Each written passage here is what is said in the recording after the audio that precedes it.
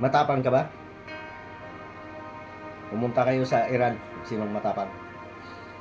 Ang mga kaibigan, seryoso po ang balita na ito. Unang-una, Middle East yan, mga kaibigan.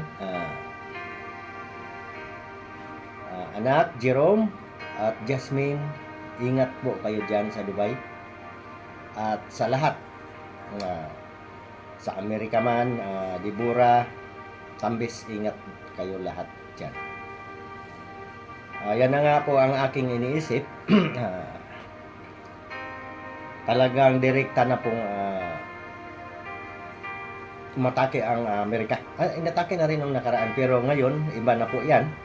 Kasi pinagtulungan na nila ang Iran. Hindi, naalala ko tuloy yung Iraq, mga kaibigan, ha? Iraq War 2003. 22 years nang nakalipas. Kaya ako nababanggit yung Iraq. Parang ganun po ang nangyari ngayon. Kaya ingat po ang lahat na may base militar ng Amerika. Sabagay, dito sa atin wala na, no? Kaya po sinasabi ko diyan sa Dubai, mag-ingat po kayo diyan, mga anak. At hindi ko po sigurado yung balita, ha? Kasi dito sa Facebook may nakikita ako na inatake na yung mga base militar diyan. Ingat po kayo diyan, Jerome, Jasmine. Lumayo po kayo hangga't maaari. Lumayo po kayo sa mga base militar ng Amerika. Kasi yan po, naalala ko yung Iraq War. Ayan po yung tinitiran ng ng kalaban. Halimbawa, ngayon, Iran, para maparalisa yung mga mga base militar ang titirahin yan. Lalo na kung alin yung malapit sa Iran, yun po yun unahin pagtira. Bukod dyan sa Israel, yan talaga ang matagal na yan nagpalitan ng mga bomba. Ngayon, kaya po sinabi ko po na ipanalangin po natin, sana wala pong madamay na Pilipino sa digmaan na yan. Sa Iraq, ang balita ko dyan, mga kaibigan, konti lang naman ang Pilipino dyan. Kung hindi man ako nagkamali, nasa 30 mahigit lang. Ayun po, tulong-tulong po tayong manalangin.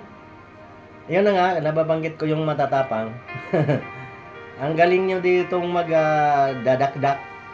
Ayan ang mga sampol, oh. Ang tunay na matapang, itong Iran. Tingnan natin ngayon kung hanggang saan ang tapang niya, kasi ang Amerika, di po yan talaga basta-basta magpatalo. Marami naman talagang galit sa Amerika, pero bakit tayo magagalit? Noong panahon ng Hapon, kung wala yung Amerika, siguro sakop tayo ng Hapon. Baka naman mayaman tayo. Di pa ako nagbibiro, mga kaibigan. Amerikano po ang tumulong sa atin. Pero kung nasakop tayo ng Hapon, hindi ko rin po alam kung yumaman ba tayo. Hindi. Alam niyo, mga kaibigan, ang pag-asinso talaga sa tao nasa ating mga kamay. Hindi po yan natin umasa tayo sa, halimbawa, sinong mayaman na bansa na tayo ay tulungan. Nasa atin. Mapunta na tayo sa atin. Kasi yung gera na yan, hanggang panalangin lang tayo. Wala po tayong magagawa dyan. Napakalakas po niyang mga bansa na yan. Ang Iran, napakaliit, pero super power po yan. Talaga pong antayin na lang po natin kung anong maging resulta, at ayaw po magtulong-tulong na manalangin na sana makuha sa mapayapang paraan.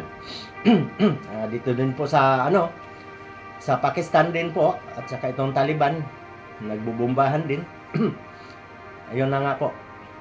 Kaya nga sinasabi ko, yung mga magaling magdakdak dito sa atin, munta kayo doon kung matapang kayo. Hanggang dito na lang ating video. Di natin patagalin, mga kaibigan, kasi ang akin, panalangin lang po yan. Kasi sabihin ng iba, bakit tayo mag-alala? Malayo naman. Wala ba tayong kababayan doon sa mga ibang bansa? Ayan ang hindi ninyo iniisip eh. Kaya po, pag may digmaan sa ibang bansa, damay po tayo kasi mayroon tayong kababayan doon. Ha? Ingat po tayo palagi, mga kababayan, at tuloy tayo sa panalangin.